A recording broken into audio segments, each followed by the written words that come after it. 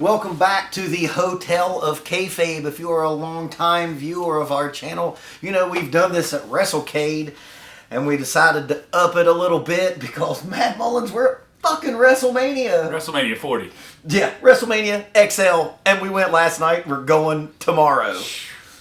Holy hell. I can't wait to see if what we heard in the stadium last night came across on the televised event, because Philadelphia, not a fan of good guys. Philly was a hot crowd, even at SmackDown in the Hall of Fame. I was like, man, y'all got to shut up sometimes.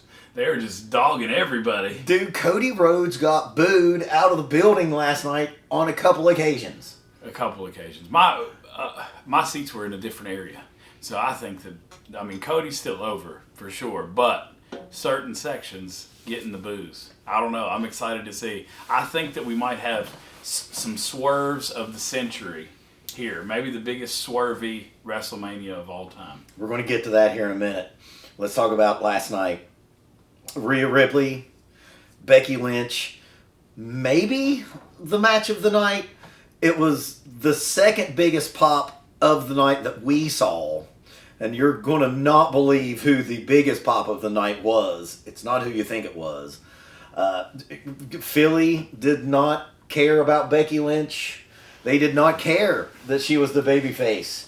They only cared about Rhea Ripley. Yeah, the Rhea's band played her out to the ring, and a lot of the crowd that was around me in the seats thought that the lead singer, who was dressed like previous Rhea Ripley, not long hair Rhea, looked so much like her that they were like, man, she's looking real different coming to the ring. And I was way like, it's not taller. her. Yeah. And a dude. In fact. His makeup was put. He looked. We just watched it on our on YouTube, and he looked exactly like her. Yeah. Rhea Ripley was definitely going to win that match. Every 71,000 people there knew that Rhea Ripley was going to win that match. They did as many false finishes as they could get by with. Yeah. But inevitably, we knew who was going to win that. Yeah. Then we had what was next? Oh, the six-pack ladder match challenge. Now Stephen P. New's here, but he's in Philadelphia, like visiting the Liberty Bell and doing other touristy things. When he asked me and Matt about going, we were like, Matt asked, was there a match there? Was there wrestling going on at the Liberty Bell? I didn't really. Well, Steven's in litigation to get that crack fixed. So that was his next big goal. So we decided to stay behind and go to WrestleCon. But yeah, the six-man ladder, not the way that I thought it was going to go. At first, I thought they were going to let Austin Theory and Grayson Waller get both sets of titles. I was like, man, they're going to let them get both. But then I'm glad that it went the way it went. Matt Mullins, you were there with me. Almost 72,000 people. Tell the good viewers at home, who had the biggest pop of the night? Well, the Road Warrior pop last night at WrestleMania 40 was none other than R-Truth. And it wasn't even close. In my section, I heard someone say, if Awesome Truth loses, we riot. Yeah. People were so ready for R-Truth. The same age as The Rock, by the way. They were ready to see R-Truth win a championship. I didn't realize, because I was actually went and got food at the beginning of it, I didn't know that they were splitting the belts up. I mean, once they had both belts independently hung up, you knew that they were going to get split up. It's probably a thing that needs to happen, because WWE, actually, for the first time in a while, has a plethora of actual good tag teams that we could do some things with on both. Yeah, nights. and we're back into this great moment where wrestling's hotter than it's ever been, and we're seeing this Netflix deal go down right before our eyes, and we need champions on both shows or multiple shows. So you don't need to have it completely. We don't need undisputed tag team champions. No. Yeah, R-Truth was the man of the night, and that's not a bullshit. They, as much as the crowd was hot later on, R-Truth, biggest pop of the night, and I'll fight you for it. Yeah, because we were there. I agree. R-Truth is more over than he's ever been. He made a pinfall and the crowd counted with him. He won the match. And then the Miz had to remind him that you got to climb the ladder. It was great, man. It was wonderful. So then we had. I'm not going to do this in order. I didn't even write anything down. We have LWO versus Evil LWO. I think the crowd was dead. I can't wait to rewatch it to see how much, me and Matt are both musicians, and we have the ear for piped in noise. Yeah. And I would guess that had the most sweetened sound of the night, because in the show, in the stadium, it was colder than Glacier's premiere match in WCW. Boy, they didn't care. And, you were sitting with us.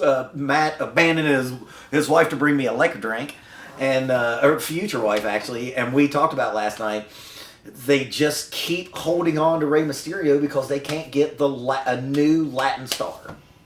I mean, I think that they have the promise to have that, but I think it's Dominic. I mean, I think that Dominic is going to end up, when Dominic has a face turn, if he ever does, kind of like that. You never thought Eddie Guerrero was going to be a baby face, but he was. He was a great baby face, and I think Dominic will be the same way. So I think that Dominic in time, but man, he's just so hated and gets booed. But their match overall, nah. It was a match. Dominic was the best part. Then, of course, we had the six woman tag team match that, let's all be honest, that was everything about that was to introduce us to Jade Cargill without putting Jade one-on-one with somebody. Yeah, and hiding her.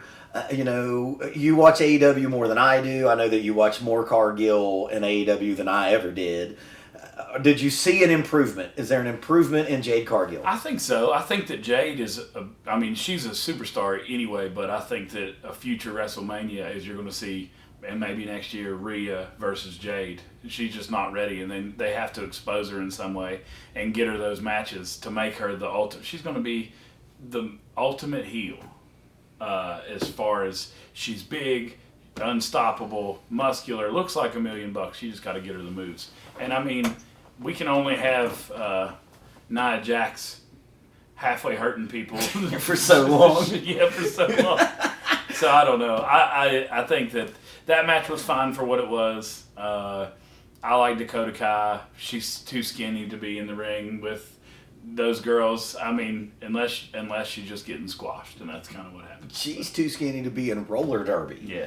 She's too small. I'm sorry. If you watch the channel, I have the Bryn rule. Bryn is my now 13-year-old. And if you're not bigger than my 13-year-old, can't take you seriously. And 3 of the 6 women in this match was not bigger than Bryn. Shout out, Bryn. I'll see you on Monday. The next match, I'm not going in order. This match I thought was going to be a barn burner. But like Derek said, shout out Derek, wish you were here. Jimmy and Jay... there was a chemistry issue, and the crowd, again, not the hottest for this blood feud between brothers. Yeah, I don't think we knew. I mean, we knew it was coming. Jay, as far as Jay's entrance, both entrances over. Great. Yeah, both entrances over. Seemed like there were some missed spots. Mm-hmm. I wanted a lot more out of it than we got. I wanted solo or something. I wanted some chicanery to go down. The only moment they sent that felt kind of big was when Jimmy begged for forgiveness. Yeah. And of course he was going to stick the needle or stick the knife in his back. Hit him with the low blow, but he didn't. But that's fine. It was an okay match. It was a very fine match. That was about it. The way we got, man, probably the match of the night. I know the match that Jim Cornette is going to like the most was Gunther and Sami Zayn. And you said specifically you got swerved on this. You didn't see this coming. I didn't think they were going to give it to Sami, but I think it's well deserved. Sami last year this time, probably one of the most over in the whole company, and it took for whatever reason it took him this long to get him his moment. And you got to put Gunther, you got to put him towards the heavyweight title in some way. So getting the belt off of him, it felt right. I didn't see it happening. So my jaw was on the floor. Well, now this was one face that Philadelphia was behind. Oh yeah. You know, El Generico, Ring of Honor, a heavy legacy in Philadelphia. Ole chants everywhere. As a long time old school Ring of Honor fan, I didn't know where they were going to go with it. I thought you'd just keep it on Gunther because he just has been just an unstoppable force for the last over 2 years with 666 days. And when he hit him with that brain buster on the turnbuckle, that's not something I don't think we've seen him do in WWE. It's something they used to do when he was in El Generico. And when he hit that, and I was like, oh shit, Sami Zayn's, we're going to get some feel good. Yeah. And we got we got a lot of feel good. Second biggest pop of the night, I would say. And probably the second biggest. The biggest pops were Rhea, R-Truth more than any of them. Yeah. Sami Zayn winning. I think that I usually don't like, and we had 2 moments of it where you bring in the concerned family member at ringside. Sami Zayn's wife did her job.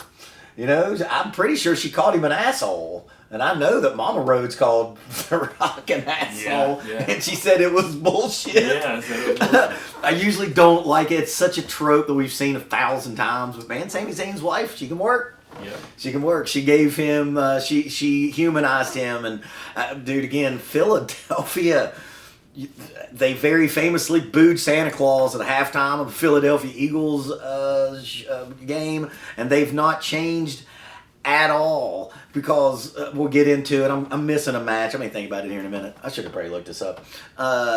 But when Cody Rhodes was shown on the Titantron, I guess we call it the Titantron still, when he was getting out of the bus, he got booed, and I looked around, and I had a bunch of Philly guys behind me, and I was like, what's going on? And the dude was like, welcome to Philadelphia, brother. I was like, I guess so. I could not believe how upside down the crowd response was. The Rock and Roman was, and right now I am stretching, so Matt can look up the rest of the card. I think I missed one of those. Oh, people, we have got a Stephen P. New run in. We have a Stephen P. New run in. Yeah. He fixed the crack in the Liberty Bell. He's back. Yeah, he's back. What's up, fellas? Come on in, sir. So, Can't stay long. I'm taking stuff over to our favorite Brit, Ben Cliff. okay.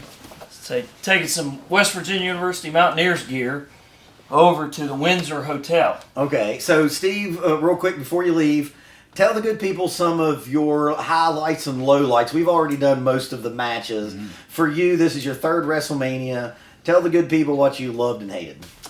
I love seeing just all the people here, from all the different places, all the different countries, here in the United States, enjoying WrestleMania. I used the phrase when we went to WWE World, Disney. Mm-hmm. Nobody does it like WWE. They just don't. It's top shelf everything. Mm-hmm. So the highlights are just seeing people that I really love: Rock and Roll Express, Kerry Morton, Tommy Rich, Myers and Cardona, Francine and Shane here at WrestleCon. Mm-hmm. Serena Deeb, who was the first person that I saw once we got here. Stephen P. New loved that hug from Serena Deeb. Yes, Serena Deeb. She's the best. And, of course, getting last night to see CM Punk, Nick Aldis, Mickey James, Adam Pearce, Abyss, Jamie Noble. Shout out to Hanover West, by God, Virginia. Yeah. So, it just, man, everything about this week. It is a pro wrestling immersion. You are just, from the time we stepped off the plane, it's been nonstop. If you're awake, it's pro wrestling, and if you're a fan, it's just the best. Well, we're going to pick up all those names that Steve just dropped. and let this man go actually go meet a British fan of what was basically kind of an early precursor to the House of Kayfabe. Yeah. The Royal Ramble. Shout out Brian Resner. We wish you were here as well tonight. Steve, give us a prediction. And then we'll do our predictions when Steve leaves. Are we swerving tonight? Are we just swerving all over the place tonight at WrestleMania? Yeah, I have bought into the Cody has the Avengers show up and help him counter the bloodline rules kind of thing. So I have bought into Stone Cold or John Cena or Hulk Hogan? DDP.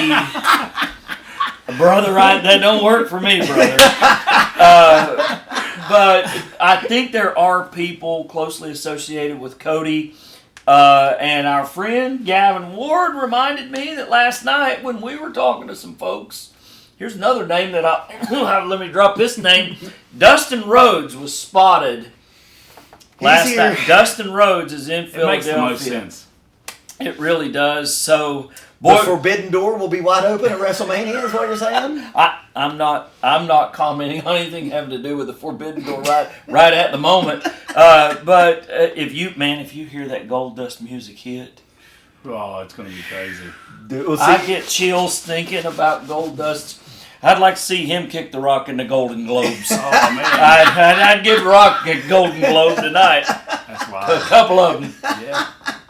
So anyway, I've kind of bought into that. Okay. And the longer I've thought about it, if Roman Reigns is sick, Pat McAfee violating HIPAA all over the place up in here and talking about his leukemia diagnosis. And Roman had to come out and confirm that he was in fact taking oral chemotherapy. Again. I didn't know that. And so that flies in the face of, does he have to hold the belt to September to break Hogan's, the time that Hogan held the title? With this weekend, I believe, somebody fact check me on this, Roman has now main evented 9 WrestleMania nights, and that eclipses Hogan's 8. Mm-hmm. So, who knows? I'd like to Do they need to? That's what I was saying. Do they need to break Hogan's streak? I don't think they need to break Hogan's streak because what's it really going to do to the average wrestling fan for Hogan to go from number 2 to Bruno to number 3 behind Roman? I don't know that it accomplishes a whole lot. So that's my thought on it. Okay. On, I guess I'll see the you. main event. I guess I'm going to see you at WrestleMania All right. night 2, brother. Good deal. I'll be back in a little bit, fellas, and we'll go and tear this place down. Thank you, House of Kayfabe. Like us, share us, get your friends and loved ones to like and share us as well. Fellas, I'll see you all real soon. I'll see you, Stephen P. And this time we'll work on not having to pay somebody $125 to give us back to the hotel. There's your free market capitalism for you, Barker. Yes, it was. We experienced free market capitalism at its peak last night. There was high demand and low supply, sir. Exactly right. So I know that I missed one of those matches. You didn't. I didn't. I get them all We did all them from all. the top of my head. Okay, so let's get to the main event. By the time of the main event, we had been there. I think the main event started around 10:30ish. That sound about right. So we'd been there for 3.5 hours. I know that there was, and I will say that I talked to a WWE official that will remain nameless. That said, and dude, that's a shoot. That said that last night at the bar that there was a concerted effort to keep WrestleMania's time run down this year, because I think we'd hit like fucking 4 or 5 hours in the last couple of years. The Rock comes out, iconic. I become a 17, 18, 19-year-old child again. You weren't with us last night, but you will be with us today. Had you seen The Rock live before? Yeah. Because I missed it. I never did. I was a broke college student when he was flying high, and I could never go to a house Attitude show. Era. I mean, I went to so many house shows. I definitely saw The Rock in his heyday. My favorite part of last night was I had my 2 kids with me and my fiance, and my 9-year-old little girl. She was like, I don't understand. Well, she's 10 now. She just turned 10. She said, "Dad, I don't understand why these people would boo someone. It's so wholesome." She said that? Oh, God. Yeah. She's not seen a lot of his Instagram promos, huh? She's not seen his new promos. But I mean, I think that all this, we all see it coming. This is culminating into a huge babyface turn, and The Rock is going to be, he could be our next president very, very well. Hopefully. But I loved it. I love The Rock's entrance. I love the Mama Road stuff. I think that how cool is Roman's entrance that he goes so slow. Last night, if the entrances was a match, it would have been the second or third longest match because the entrances to the main event were 16 minutes long. Oh, man. And I assure you, God Emperor Cornette was got a stopwatch out because it runs him bonkers.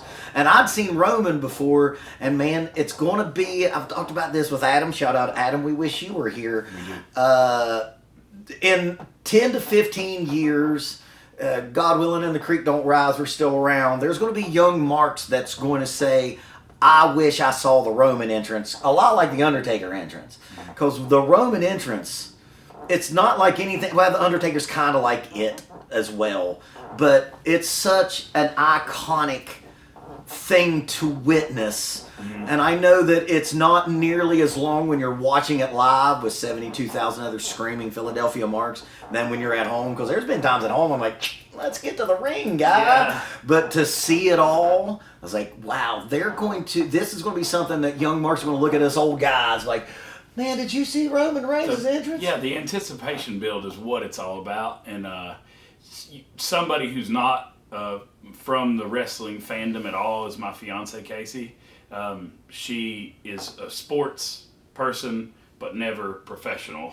Never professional wrestling. She made a really good observation as well, just being a music fan. We're singing this song in the car. Like, we asked the kids, which songs could you remember? And of course they get Seth Rollins, they do that whole thing. And then she's like, what about Roman Reigns? And Harper does the do-do-do-do-do. And like from it, and Casey's like, it's also a Justin Timberlake song. And so Barker and I looked it up, and it's pretty, I wouldn't have caught it, but it's pretty close, and I think that that's pretty cool. I'll never listen to it again the same because it's real goddamn close to the hook in Crimea River. Look, man, I'm going to be honest. I want to watch this again because I cannot stress it enough. In the crowd, they wanted Rock and Roman to win, and it wasn't even close. I kept trying to film the Cody sucks chants that was happening in my section, and every time I got my phone out, they would die off. They eventually got with Cody towards the end, which of course is the magic of professional wrestling. I think this match was designed in a way to not hurt Rock because I forgot about this. The last 2 times The Rock wrestled, John Cena seriously injured both times. I think I think Brian Alvarez said it best today. It was a 15-minute match that went 45 minutes. There was a lot of gaga, a lot of smoke and mirrors, fighting through the crowds, and that's something I've only been to 3 tapings now. When they go into the ring, when they go into the crowd, especially in a fucking football stadium, I had no idea what was going on. Where we were, I couldn't see Cody and Roman fighting up the ramp, and I really couldn't see what was going on over here. You would have probably had a better vantage. I was perched in the perfect spot actually because we were in right where the suites are, like right above the suites, and so we could see the entrance great, and I could see where they're out in the crowd. I thought that, and this is just my observation, I feel like from the lower sections, and maybe this is just my dusty roads, the common man coming out in me, baby, is maybe that the Cody chants are as you get higher up in the seats. Think so? I heard you think this is socioeconomic? But the people who could afford the better seats love I'm just saying, I saw that The Rock was giving tickets away. maybe all those, the first 30,000 or so are all Rock's comps. I'll be honest, man, this match was not great live until the last 15 minutes. Yeah. And here's something that I really realized. Me and Steve had pretty decent seats. We're in the lower bowl, hard camera side, and I did not hear The Rock hit him with the belt, but I watched it back today on a YouTube short, and boy, he laid it in. That shit cracked like crazy. Something else I realized is how I might get heat for this. Wrestling's better with good commentary. That's another great observation from Casey. She said, "I really want to hear Pat McAfee and Michael Cole because I've kind of schooled her in the past few years of, well, this guy does this." She's like, "I wish I could just have one of my earbuds playing the commentary so I could hear him," and I'm like, man, that's a great idea. They should be able to do that. Yeah. We could put a man on the moon in 1969. We can definitely have a broadcast going, and I would have definitely brought my earbuds so I could hear. And I'm going to go to my grave saying that Michael Cole is the best announcer, if not the best, one of the top 2 or 3 going. Michael Cole, without Vince McMahon in his ear, is fucking killing it right now. I love Pat McAfee. Yeah, and him and Michael Cole's chemistry is off the charts. Yeah. You can tell that the cuffs are off finally. They're saying things that were completely forbidden. They keep calling Ricochet, like a puma. And if you're a Lucha Underground fan, you know that he was the great Prince Puma. And they've done that now for like 2 or 3 weeks running. I think that the low points of that match, which was like the first 30 minutes, would have been made better if I had Pat McAfee, Corey Graves, and Michael Cole in my ear. I feel like the Triple H saying that this is the start of a new era.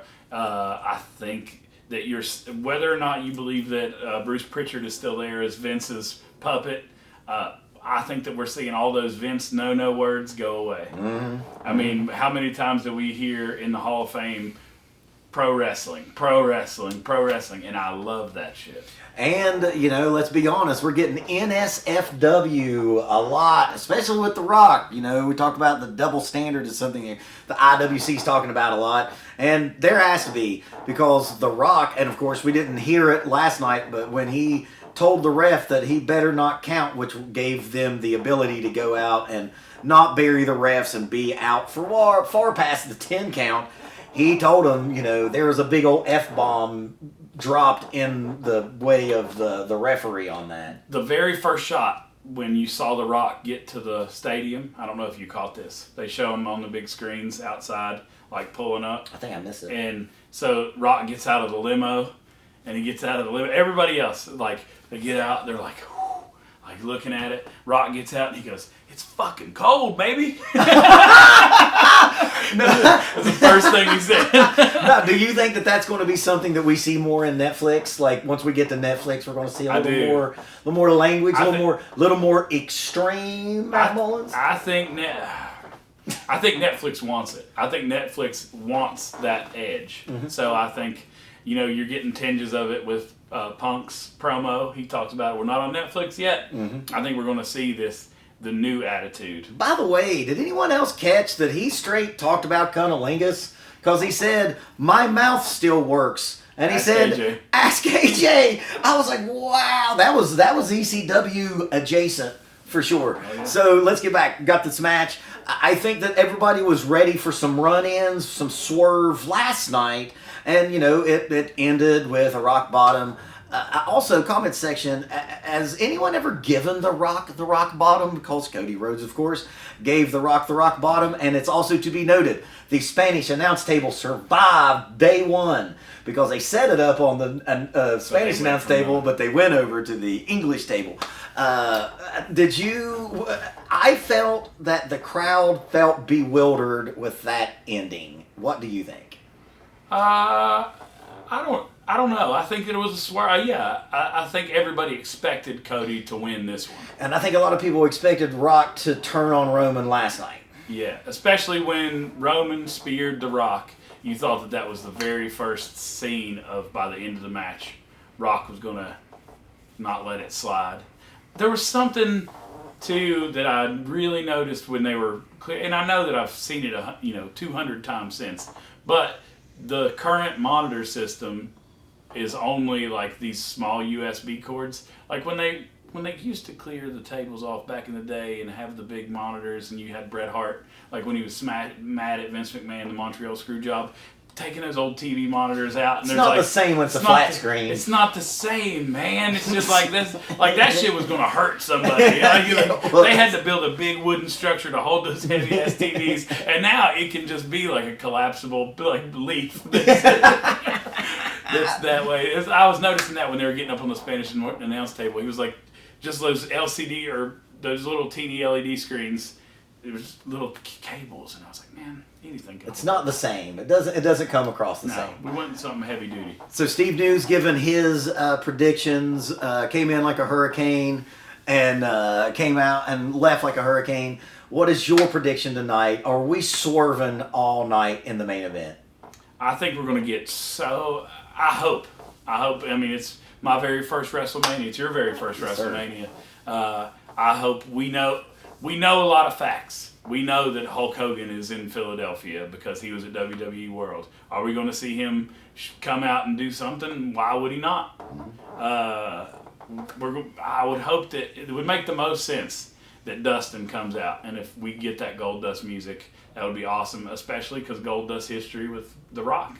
Mm-hmm. That would make a lot of sense. I think that I buy into it, hearing it from Steve New.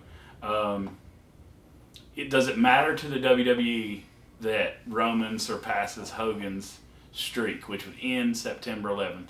It's so close. Why would they not? No one's ever going to hold the belt that long. It's not going to happen again. No one's going to go 3+ years again. Yeah. It's so close. I've got one from a buddy of mine who I've a relapsed fan that I have moved back into the fold, pulled back into the fold, and he's just now back into it and is up on some of the angles, and he said he thinks that Damian Priest is going to come out, try to cash in on Roman, and he's going to eat the pin because as far as I can see, his match would get rid of the Cody Rhodes match, and that would be the match, and he eats the pin. Cody doesn't eat the pin, so he's exonerated a little bit. And then, Roman gets to go on to September 11th. And then eventually he wrestles The Rock, because that's going to definitely happen. We know that The Rock, and there's something else to think about, The Rock leaves like tomorrow to start filming the movie where he is playing the UFC fighter. I can't remember his name, Mark something. So we know The Rock's going back to Hollywood. So I can't see him continuing in this. But that's just another one.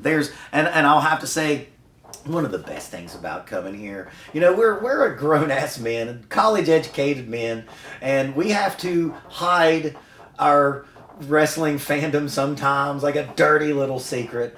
And here, you could just be in an elevator, and you could just talk about a swerve that someone else might think is going to happen. Yeah. And it's probably the best part about being at WrestleMania and anything that's like a con or a big event like this. And I've heard, 4 or 5 other theories that may happen. We let our freak flag fly. It's just the shit, man. I can't. Oh, God. I'm so glad I'm married. You're about to be married. We don't have to have the talk anymore. Like, well, honey, I have something to talk to you about. Yeah. And they're always like, oh, God, like, I'm a wrestling fan. Like, I wish it was something else. Well, man, let's fucking wrap this up. Yeah. I would pick Roman to somehow still retain. I think that they're so close. Why would they not do it? I'm excited to see all the crazy swerves they're going to take us. And there's also more matches. We don't want to get into it because we got to get going here in a minute. We got to go. LA Knight tonight. I think we're going to see. If Philadelphia turns on LA Knight, I cannot see Philadelphia turning on LA Knight. I don't think that's going to happen. There's going to be so many other great matches tonight. I think the Bayley match, of course, Adam Harris, that's going to be the one that he can't wait to watch. But it's all about the bloodline, and we're living in their story, and it's about Cody's story. So I'll say this, as someone who's not a big fantasy booker, and I know I just did some fantasy booking, I'm just here for the ride, and I hope it's wonderful, and I hope that when I am outside trying to flag down a $125 Uber to get back to this hotel room, that I am on a wrestling high. Yes. Casey said as we're walking in the parking lot last night, she said, Matt, it's like you went to a flea market, but only all the shit that you love is here. The best, isn't it's the best flea market. Best. In comparison with the Carney stuff, I love it. It's just Mark Nerds marking out. Mark Nerds marking out for Resner. So that is it for me. I am the other Steve. That was Stephen P. New that came in and dropped with a good old run in. If you all like that, please give us a like, a comment, and a share, and tell your friends about it. And watch WrestleMania tonight. We're not going to be anywhere near a camera because we're in the nosebleeds tonight. But that's okay because every seat is a good seat at WrestleMania. We'll see you all later.